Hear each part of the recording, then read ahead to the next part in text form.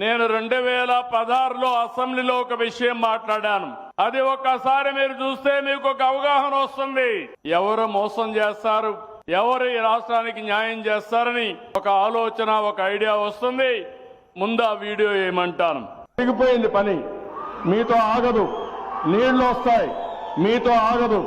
శ్రీశైలం నుంచి నీళ్లు పోతిరెడ్డిపాడు ద్వారా నీళ్లు పోతాయి. అంద్రేనివాకు నీళ్లు వస్తాయి, గాలేరు నగరికి వస్తాయి. పలమనేరు ఎమ్మెల్యే ఉన్నాడు, పలమనేరుకు నీళ్లు వస్తాయి. పుంగునూరుకు వస్తాయి. మదనపల్లి ఎమ్మెల్యే ఉన్నాడు, మదనపల్లికి వస్తాయి. మీ లీడర్ అపోజ్ చేసినా మీకు నీళ్లు వచ్చి తీరుతాయి.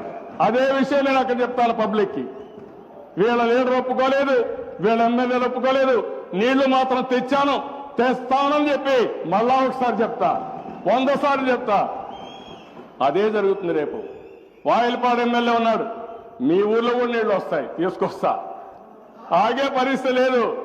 మీరు అడ్డం, మీ లీడర్ అడ్డం పడినా ఆగదు. మీ లీడర్ అడ్డం పడితే పులివెందులు కూడా నీళ్లు తీసుకెళ్తా.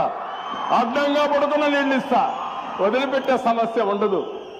అది గుర్తుపెట్టుకోండి. మీరు అంత ఈజీగా తీసుకోవద్దండి ప్రజా జీవితాన్ని.